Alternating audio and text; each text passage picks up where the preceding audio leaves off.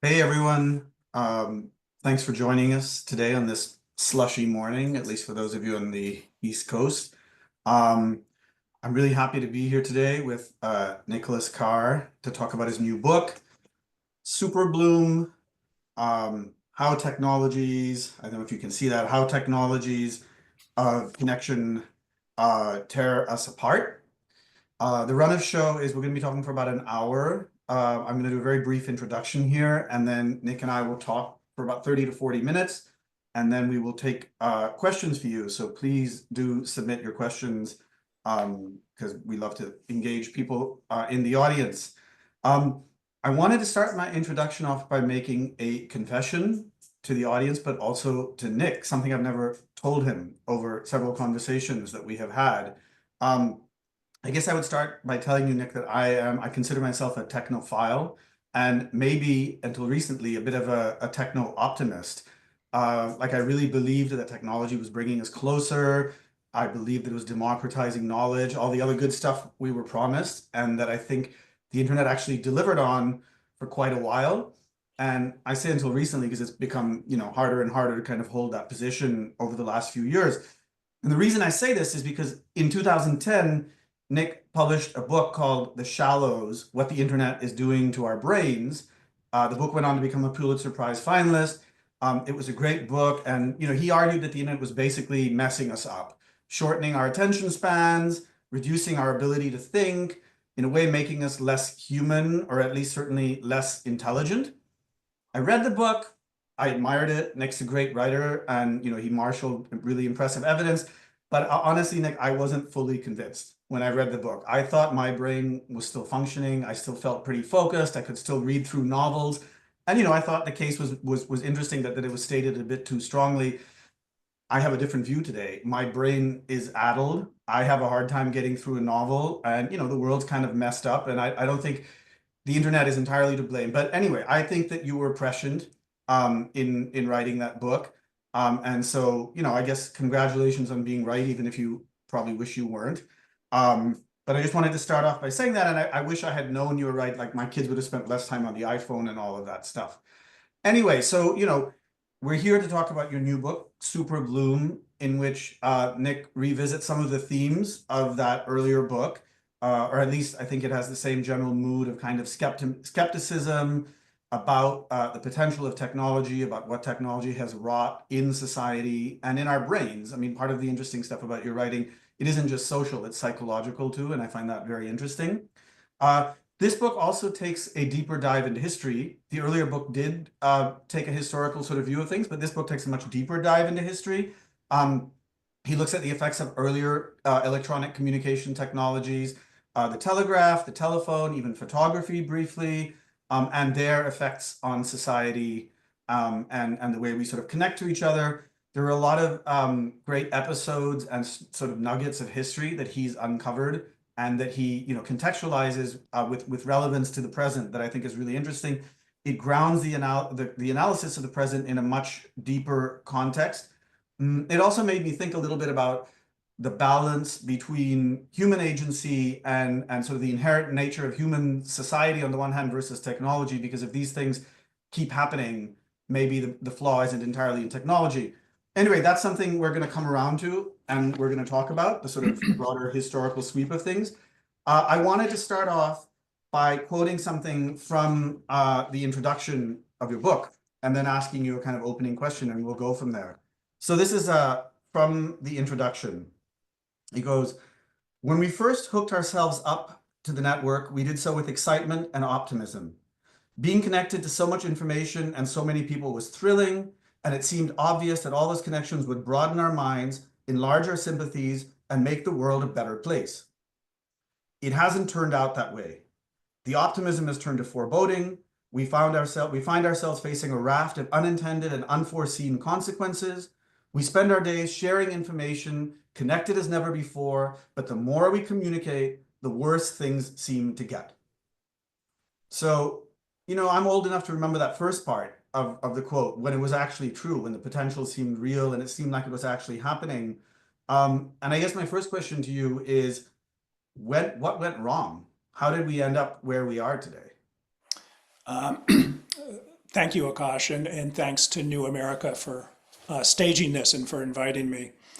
I think, what I try to do in the book is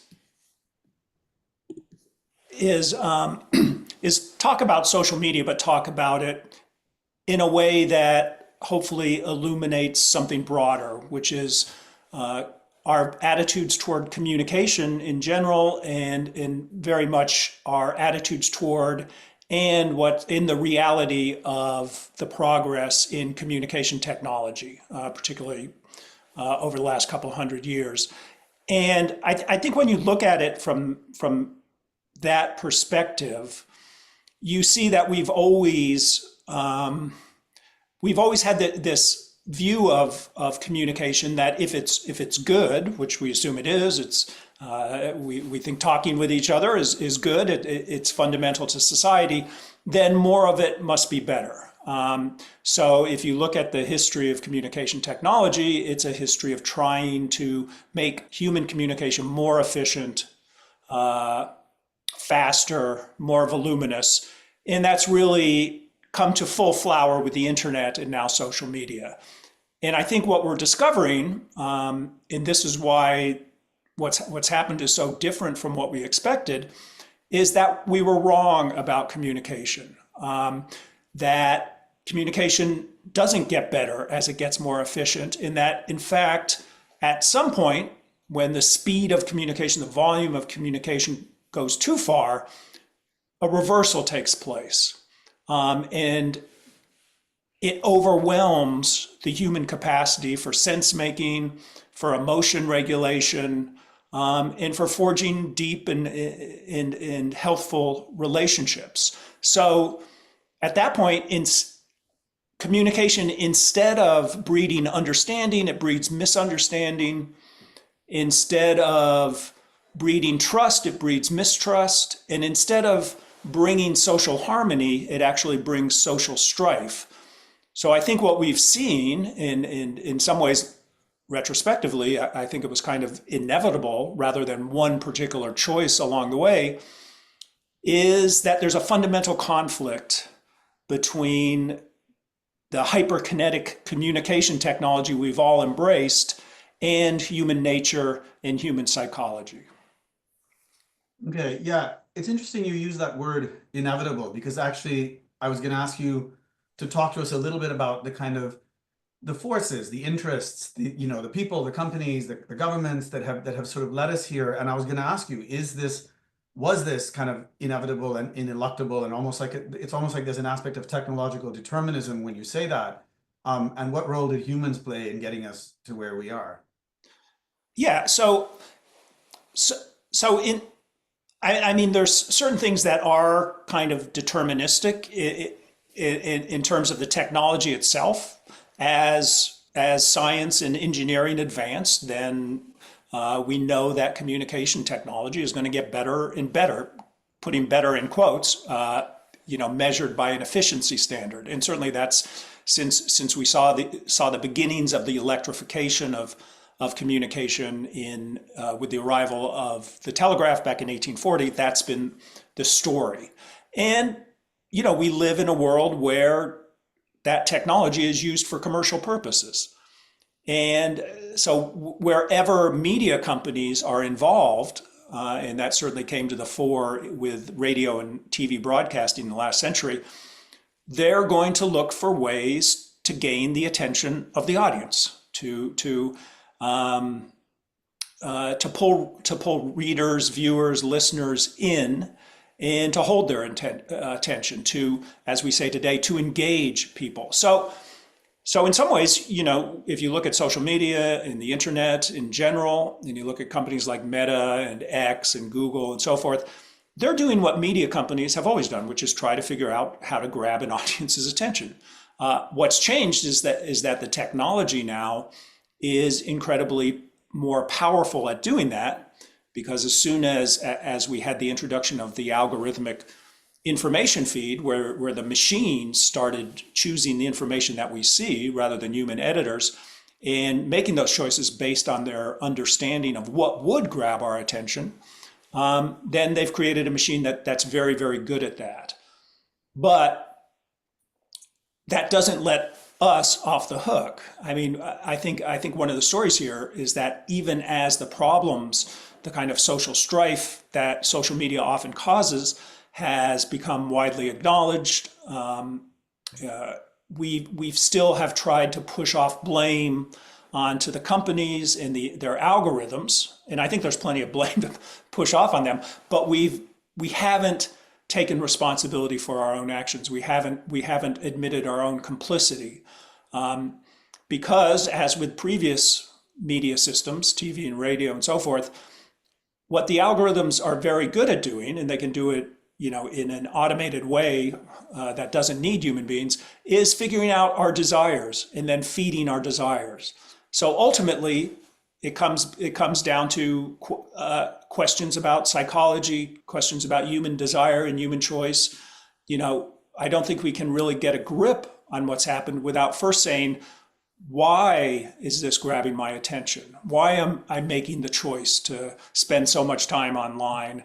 What desires do I have that this is fulfilling? And it's that if you begin there, then I think the picture looks considerably different than just, oh, these are outside forces that are manipulating and exploiting me. Yeah. It might be interesting to think about those kind of urges, those human psychological urges that it's almost like they, metastasize into something nasty here. I mean, I wonder if you can talk about what that urge is. It seems it starts with like an urge for connection and communication, which seems very pure and noble. So I guess what happens to that urge? And then also like what one can do about it, because they seem like pretty basic human urges. Yeah. And so, most of our instincts, probably all of our instincts, we develop those instincts for very good purposes. For evolution emphasize things that keep us alive and help us to thrive as a species, as individuals. And so I would say, and this is simplifying things, but I would say there are two extremely deep instincts and urges that human beings have. One is something we share with most other animals, and it's known as the seeking instinct. We want to know everything that's going on around us. And in particular, we want to know everything new that's happening around us. And you can understand this from an evolutionary perspective. It's by knowing your environment, by monitoring it, by paying attention to anything that's changing or new, it helps you stay alive. You see predators, you see food sources, and so forth. And so this desire to keep up with everything that's going on around us is very deep-seated. Some psychologists think it's the deepest of all our urges or instincts. And that made complete sense when we lived in a physical environment where there were limits to what was going on around us. There were limits to what we could look at. There were limits to the new things happening. What we've done with the online environment, the virtual environment, is created an environment where there's no end to new things going on, no end to new things to look at. And before the smartphones came along, at least your computer was in your office or in the den in your home, or your laptop was often closed, or you had trouble getting Wi-Fi signals. As soon as we introduced the smartphone, then that new environment where there's no end to new stimuli, new things to look at, we carried around. The environment essentially enclosed us because it was there with our phone all the time. So that's one. And then the other extremely strong instinct is the social instinct. And again, a very good instinct. It's what underlies society. It's what underlies civilization. So we're drawn to socializing. And that means we're also drawn to, we want to know our status. We want to know if people are talking about us. We want to be able to exchange information with other people, to know other people, to learn about other people. All these things are good things. But again, they evolved in a physical environment where there were spatial and temporal limitations to the number of people you could interact with, the number of social signals you could gather. And here again, we've created this new virtual environment where there are no spatial or temporal boundaries. So all of society essentially is out there all the time. We know it. we know we're being talked about or looked at, or people we're interested in are saying something. So again, that draws us in. And you put these two things together, the seeking instinct and the social instinct, and you can understand why the technology, even if it may not be good for us, has this overwhelming pull on our attention and our interest. Mhm. Yeah, it strikes me that, in life we have a lot of urges and desires, and that for which we're sort of evolutionarily miswired. And yet, either because of norms or because we're sort of now sufficiently aware that they're bad for us to indulge them, we're able to temper them somewhat, right? It's like whether it's eating chocolate cake or whatever, and I think, or eating excessive chocolate cake, I should say. And I wonder if like part of the problem here is just that like our norms and our kind of like information about the harms haven't quite caught up to the technology. Like our social norms. Like for example, one of my pet peeves is like people having loudspeaker calls on their phones in public or whatever. And I always think, I'm like, well, when kids grow up at home, they're taught table manners most of the time, and then they don't sort of slurp really loud in public in general. And so it's almost like our cultural norms haven't yet trained people how to behave socially in public. So I'm just wondering if that's part of the solution here. It's just like a time lag. Well, I hope so. But taking that particular example, I think the example tells us something very different, which is it wasn't that long ago when there were social stigmas, a social stigma attached to talking into your phone in public. And people used to try to avoid it. They'd run away from wherever they were in order to take a call. And what we've seen is not that stigma becomes stronger. It's exactly the opposite. That the stigma has sort of gone away. And now not only are people feel comfortable kind of holding, having conversations on their phone in public in all sorts of settings, but they actually feel comfortable putting the call on speaker. So you not only hear them, but you hear the person they're talking to as well. Now, is this some kind of weird dynamic where the stigma was there and then it goes away and then ultimately we say, boy, this is horrible, and the stigma comes back? I hope so, but I would argue that in that area, in kind of every area, when it comes to the kind of ethics of entering the virtual world when you're in the real world, we've actually gone in the opposite direction, that we've come to adapt to and accept people kind of using their phones and going online all the time in a way that just a few years ago it would have upset people and people would have felt ashamed. So I hope you're right that ultimately the pendulum swings back, but I don't see any evidence of it going that way, and I see considerable evidence of it going the other way. Right. So it's like a general kind of breakdown of norms. Just so moving on, you talked about the instincts and talked about the social instinct. There was a phrase in the book that struck me. You were talking about social media and the rise of social networks, and you said something like society does not scale. I'm wondering if you could explain what you mean by that. So if you look at the idea of society that I think has governed the design of social media, it's very much, and you can see this in for instance, Mark Zuckerberg's discussions about Facebook from very early on. It's this idea that society is fundamentally like the internet, sort of. You have all these nodes, which in society are individual human beings. On the internet are individual computers or computing devices.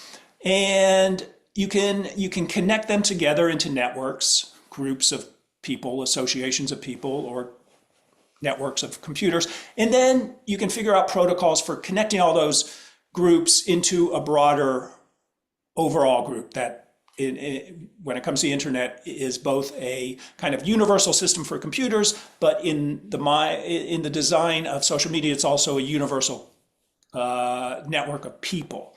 And the idea behind all of this is that society can scale in the way computer networks can scale.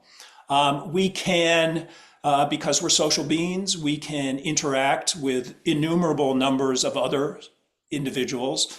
We can scale up our relationships. We can scale up our communication. We can talk to and listen to innumerable number of people.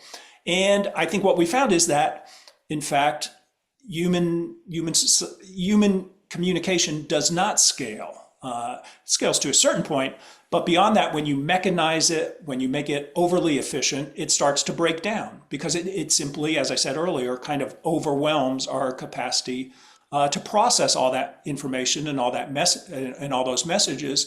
And in fact, it not only breaks down, it begins to trigger sort of antisocial feelings. And these have been well documented in psychological studies of what's often called crowding.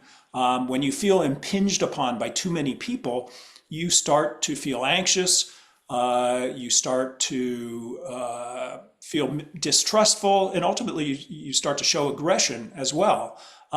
So society, it turns out, a society of human beings is very different from a network of computers. And one of the mistakes we made, in particular social media has made, is to think that those are, at least analogously, those two things work in a similar way. So let's think a little bit about the harms that arise. You mentioned crowding, you write about digital crowding, which I found very interesting. Help us understand, so society doesn't scale. What happens when you overscale it? And maybe, connect that to like what we're actually seeing in society today, or some of the things we're seeing. Yeah. So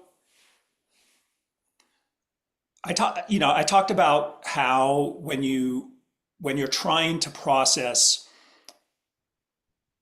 too much information from too many people, it sort of triggers these kind of antisocial feelings. But there are a couple of other things that go on simultaneously. One is that what we know about human psychology, and this is kind of a sort of a sad fact in and of itself, but is that people tend to take a liking to other people who they sense are similar to themselves. And they tend to be suspicious of and even start disliking people who they sense are dissimilar or different to them. And if you look at studies that have been done, they show that as we gather more information about other people, as soon as we start to see some differences, some dissimilarities, we begin to put more emphasis on the dissimilarities. And this is called a dissimilarity cascade. That's tempered in the physical world, in the real world, by the fact that you're not given tons of information about a person immediately. People tend to be, when they're talking in person and they're new to each other, they tend to be circumspect. They sense how each other is reacting, and they kind of divulge information about themselves carefully and methodically. If you look at how society works online, in virtual society, people are encouraged and rewarded to constantly talk about themselves, constantly disclose details about themselves.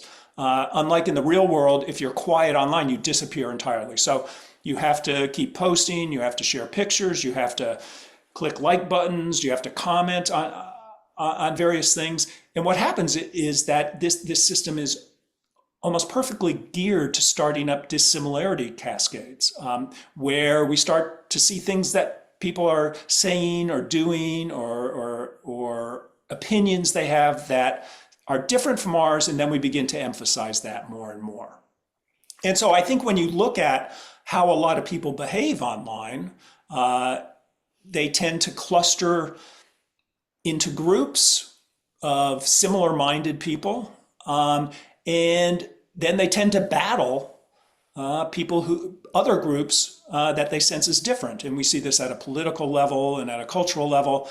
And so kind of human psychology, it tells us, or should have told us, that when you simply expose people to unlimited numbers of other people, you're not gonna create all this fellow feeling. You're gonna end up creating a lot more distrust, a lot more enmity, and you're gonna create this kind of clannishness or groupiness, because when people are overwhelmed by information, you have no choice but to revert to kind of your biases, to snap judgments. And a good way to filter all that stuff is through kind of group identity. So I think a lot of what we see with polarization, with kind of the inability of different groups of people to make any effort to understand the other's point of view, and simply react as if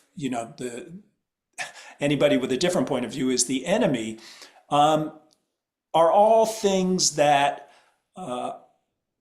are explainable by this fundamental conflict between the scope of the technology and our ability to deal with messages, information, and other people. Yeah, that's fascinating. So it's like exposure to too much diversity actually limits our ability to handle diversity. And this, as you say, is linked to the political and cultural tribalism we see today, the polarization, the kind of breakdown of truth that we see.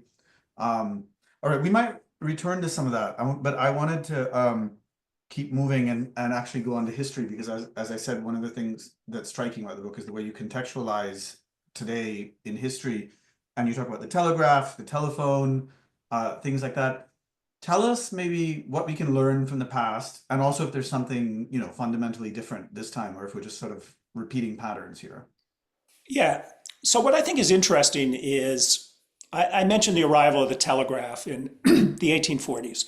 So up until then, if you think about human communication, the messages and information we exchange with other people, the messages and information could move only as quickly as a human being could move. So communication systems were transportation systems. You'd send a letter through on a horse-drawn carriage, or on a sailing ship, or a steamship, or on a train, with a courier or of some sort. As soon as you introduce the telegraph and messages can suddenly go at the speed of electric current, everything changes. Suddenly, human beings are no longer the necessary couriers, transport mechanisms of messages of communication, but rather machines start to take over, and things go instantaneously or near instantaneously from one thing to another, from one place to another. And society from that point on through the end of the 19th century, through the 20th century, when we also saw the telephone come along, broadcasting, radio and TV, society really struggled with how to adapt to instantaneous communication, either between people going across telegraph or telephone lines, or in the one-to-many broadcast model, where you'd have a central source of information broadcasting the same piece of information or the same message or the same program or show out to many, many other people. And if you look at in the 20th century, what the United States and other countries as well, some other countries did, is they took a two-pronged approach to this, because they distinguished between telegraph and telephone systems, one-to-one communication systems, and broadcasting systems, one-to-many communication systems. And they said, for instance, one of the core legal and regulatory doctrines governing one-to-one communication, interpersonal communication, was that the messages were private. So the telephone company, the telegraph company, the mail system, they weren't allowed to read the messages they carried. There were violations of this law, of this rule, of course, all along, but everybody agreed, society agreed, the law agreed that communications between people should be private. And this was called, I think, the secrecy of correspondence doctrine, which goes back to England in the 1500s or something. And then there was broadcasting. And in the commercial radio first emerged in the 1920s, and then television a couple of decades later. And as I say, society really struggled with this. All of a sudden we have these power centers, which are the broadcasting companies, the networks, who have incredible amounts of power because they can send the same messages to all sorts of people at once.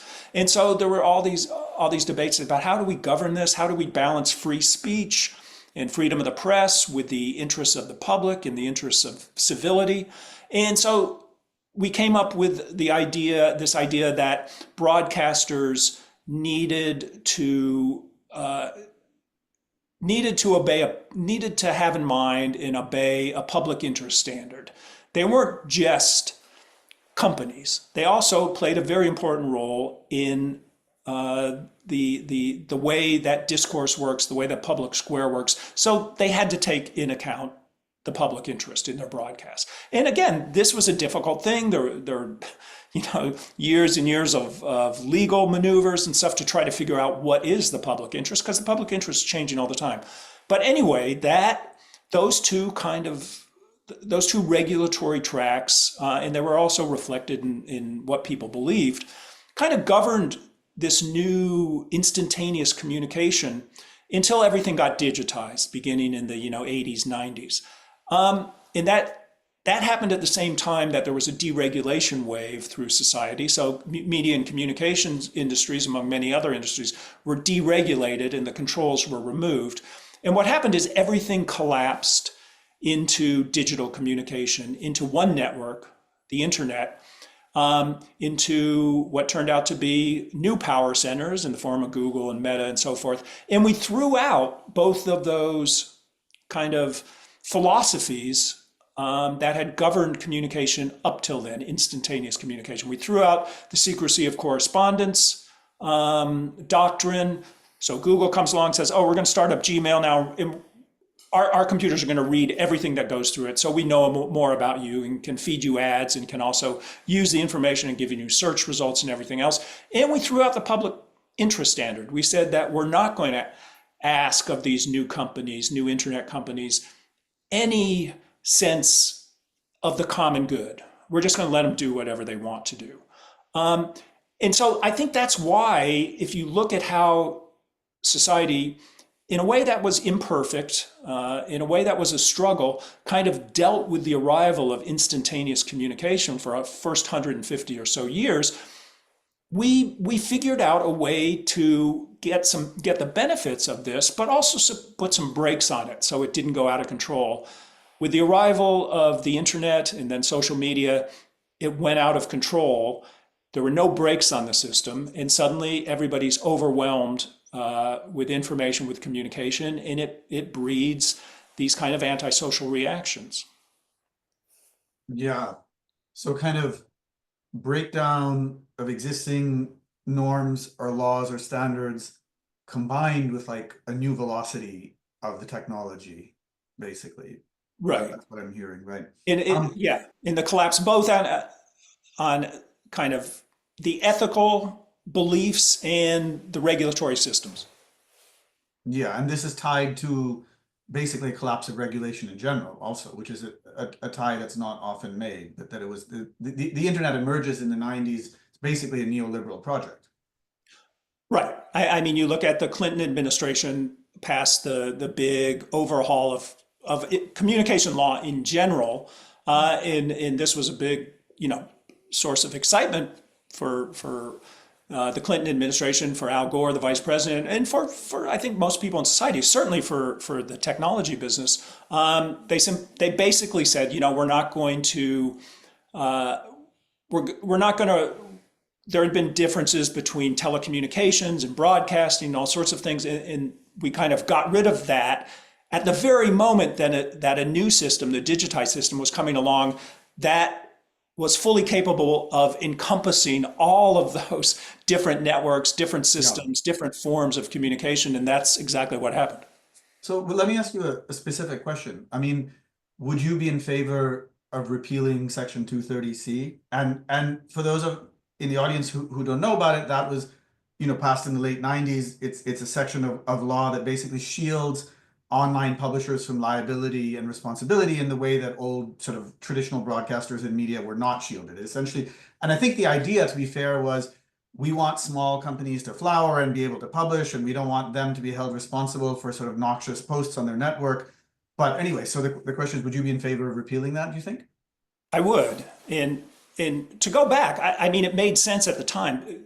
You have to back when the safe harbor clauses in Section 230 that shielded uh, internet networks from being sued or for the content they carried.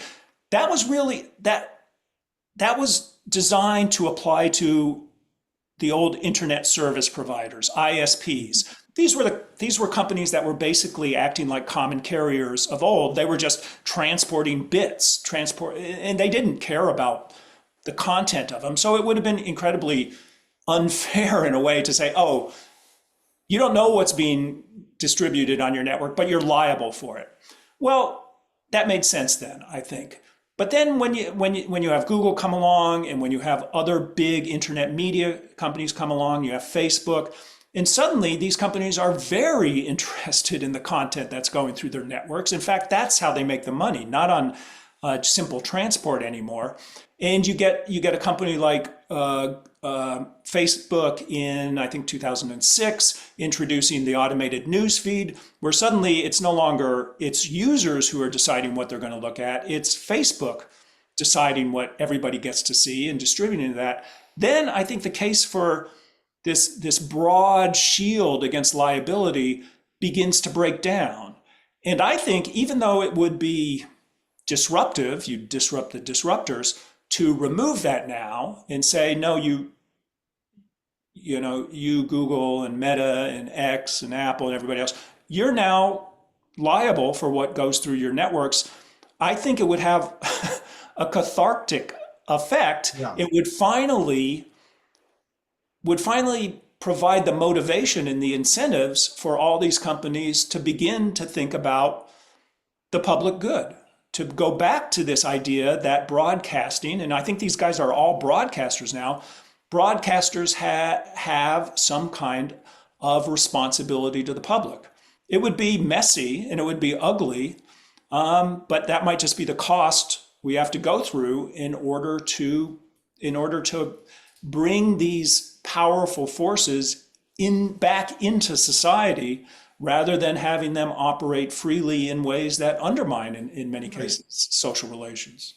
Right. And and by the way, people are starting to submit questions. So those of you out there, please submit questions. I'm going to turn to audience questions in a minute, but I just wanted to reply to what you're saying. I think part of the argument, beyond ISPs, even when the sort of social networks started coming up, part of the argument for shielding them from liability was volume, right? Like the sheer sort of scale of the posts makes it impossible for us to moderate. But I think your argument is like actually introducing an element of friction there is precisely what we need. We need to kind of like mitigate or introduce friction into some of that volume and the speed of things, right? Right. I mean, they've shown they're very, very good at taking this insane volume of information and customizing it to every individual user in real time. So I have limited sympathy for them complaining, oh, there's just too much for us to deal with. You're dealing with it all the time. You're just dealing with it purely in your own interests. And maybe we can say your interests have to go beyond that. Right. Okay. So I'm going to start looking into audience questions, and I might intersperse some of my questions in with that also. So here's a question which I think looks at sort of solutions, because I did want to sort of like go to solutions. Somebody asks, if you had the magic wand, how would you redesign social media and the business model behind it so that it facilitated meaningful human connection? I would, and this comes back to something you just said about friction in the system. Social media has been designed, and again, Mark Zuckerberg, because he was around at the start of this, is always a good person to go to, because before he was reined in by his PR people, he used to say what was really going on. And, he famously said that with the news feed and other innovations in social media that were pioneered by Facebook, what he was introducing was frictionless sharing, in his words. And again, behind this is this idea that we have to make communication between people as efficient as possible. And any friction that's there, and by friction we just mean it used to be difficult to talk to people who were not right next to you. You know, you might have to pay for a postage stamp. You might have to pay for a long distance call. You might have to actually dial a phone. You might have to go to a mailbox. All these things are friction. You might have to choose, you know, what story you're going to read or what newspaper you're going to buy and so forth. And so social media is set up to get rid of all that friction. And I would argue that the friction is actually good. It imposes some discretion on us. It forces us to make choices. It gives us time to think about things. And so if it was up to me, this idea is out there in circulation, I would go with something like the frictional design movement, which is a group of people, and they include software programmers and legal scholars that say that the big problem here is the lack of friction, that there's nothing slowing things down. And good communication at times needs to be slowed down if we're going to think deeply and speak reasonably. And so they have, they've said we need to redesign the whole system to put friction back in. And so what does that mean? Well, there's a lot of proposals, but for instance, if a particular post or any piece of information starts to go viral, then it would automatically slow it down. You would put brakes on how many new people saw it. You would constrain how often it could be retweeted or shared in some other way. That's one idea, is to kind of slow down the velocity of virality. You could also put in an automatic delay on any posts that are going up on any social media. So you post something and you wait 5 minutes until it actually goes live rather than it being instantaneous. And in those 5 minutes, you might say, gee, that was kind of stupid, or that was a little abrasive, and you might reword it or delete it or whatever. And also it means that it would again be another way to slow down the velocity of the speed of sharing of information. Or you could put financial controls on. You could say, just as broadcasters in TV and radio used to have to get a license to broadcast, you could say if you have more than 100,000 or 500,000 followers to whom every message you send out goes, then you have to get a license. You have to say who you are. You have to pay some fee. Maybe it could be a nominal fee to make sure it's not, simply giving control to the wealthy. But these are all kind of examples, and that immediately raises, of course, questions about freedom of speech and stuff. But the elegance of frictional design is it's not legislating the content of speech. It's coming up with some rules, some protocols that apply to speech of all sorts. So if I had a magic wand, I think I would take that route and really look deeply into how all these systems operate and change it at that level to slow things down, to give people time to think.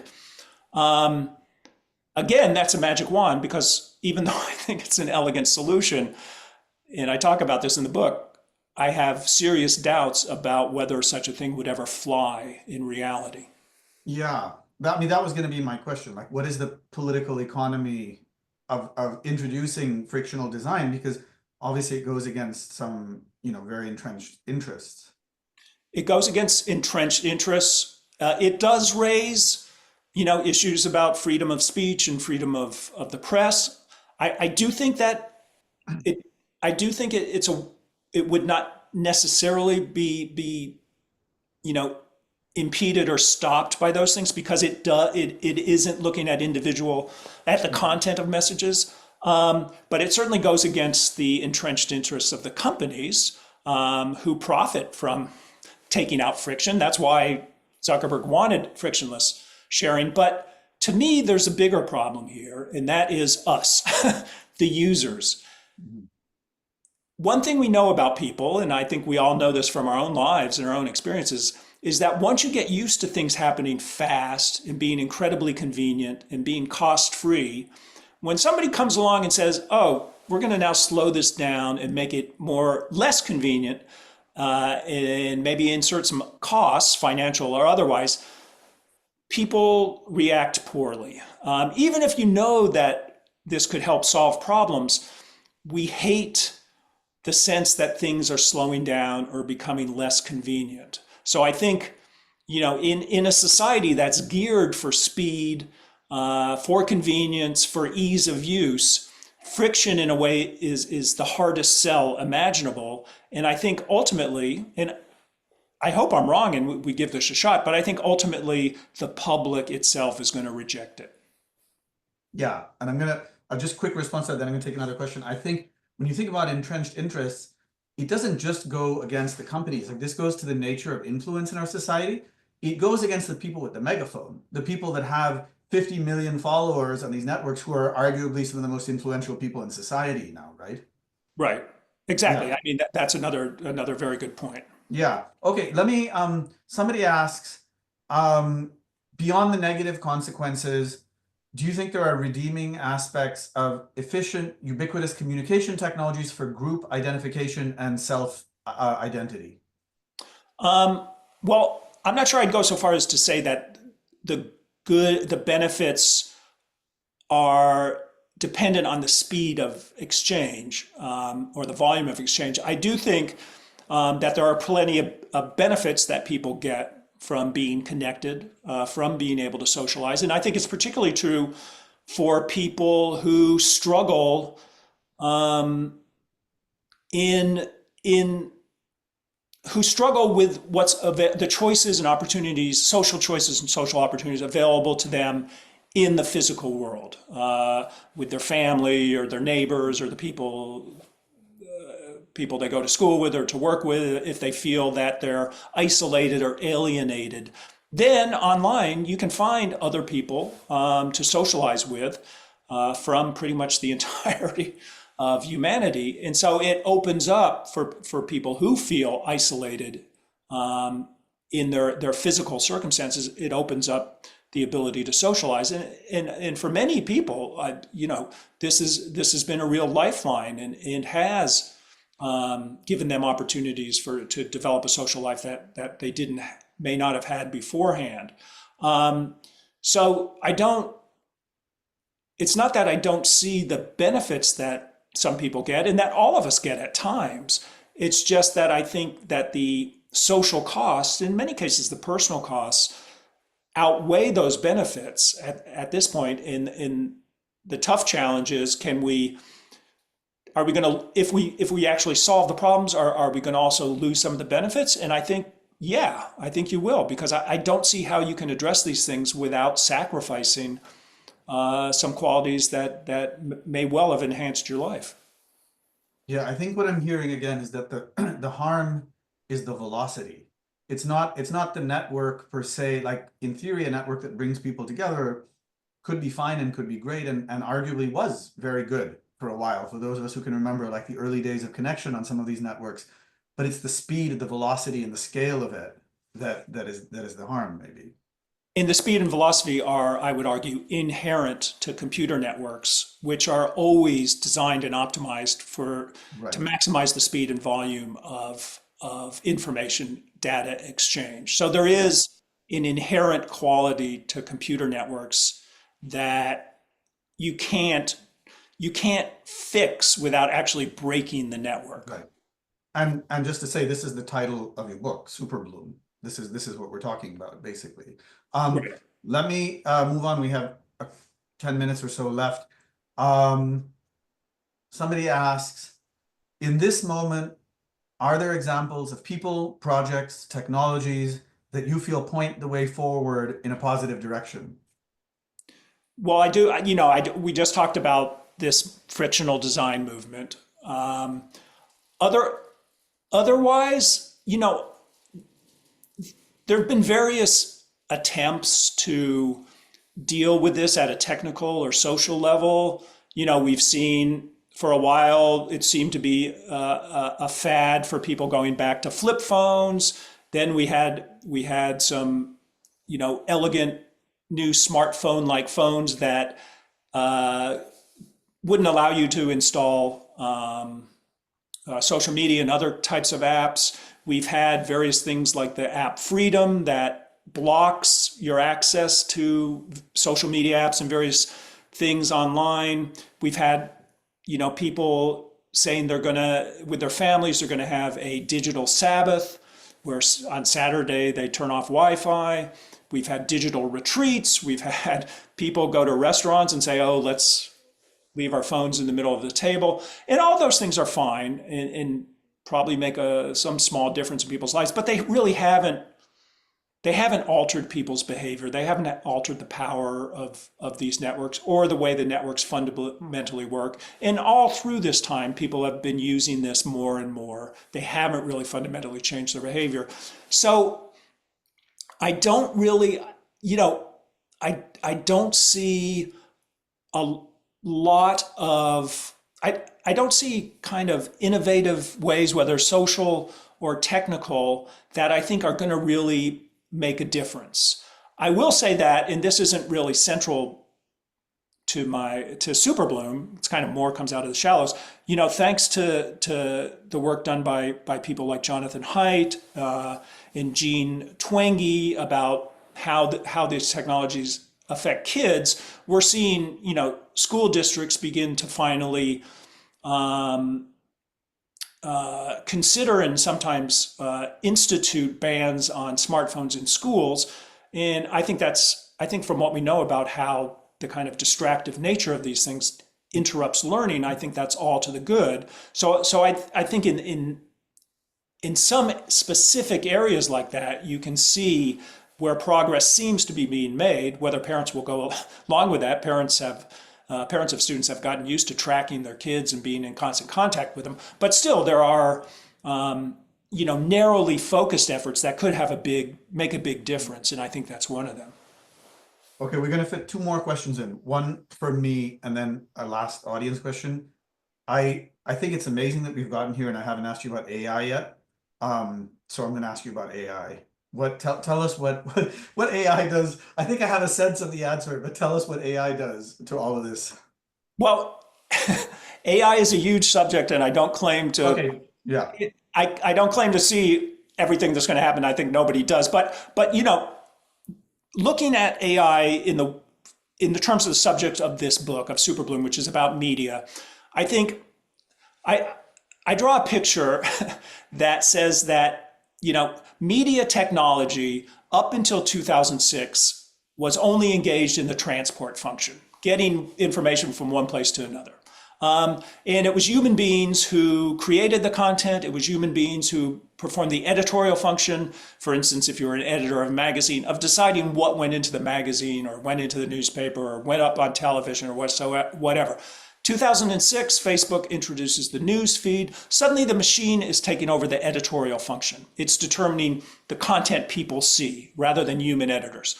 Okay, that was revolutionary. Now, with the introduction of ChatGPT and all the various other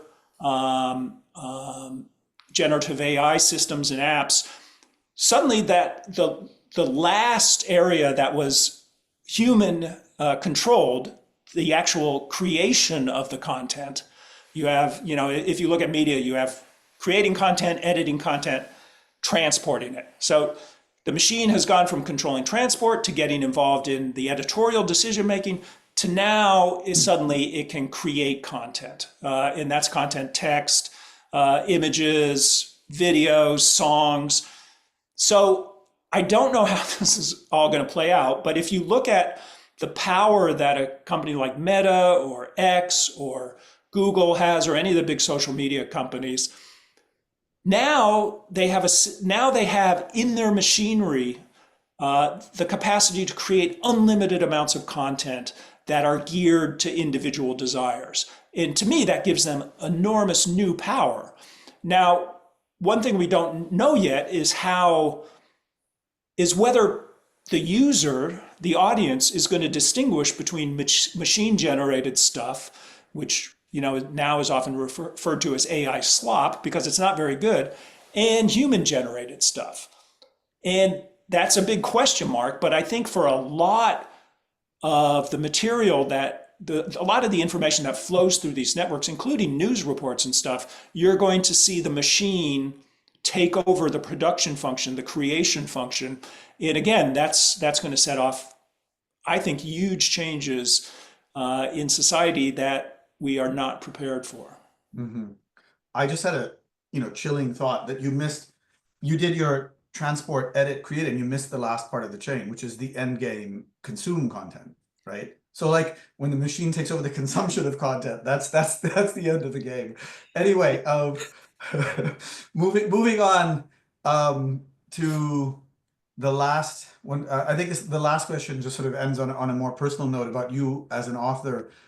Somebody asks, how did you manage to break free of internet distraction long enough to write this book?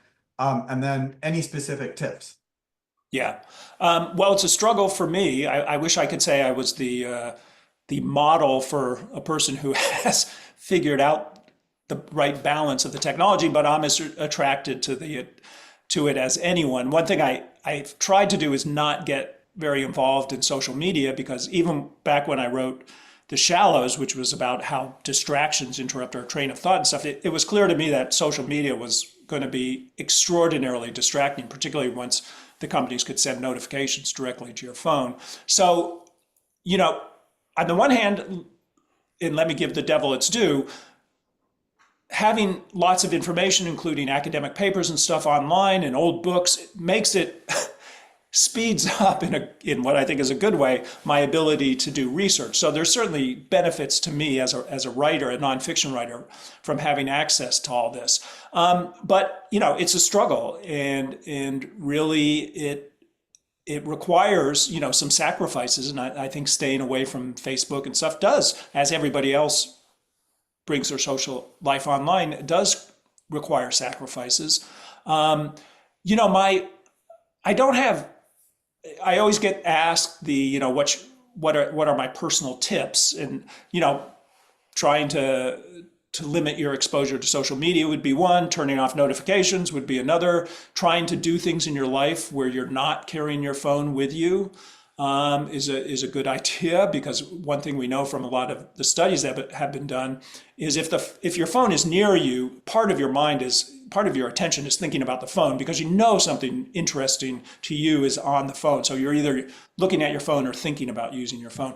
But those aren't particularly groundbreaking. I think those are pretty commonsensical.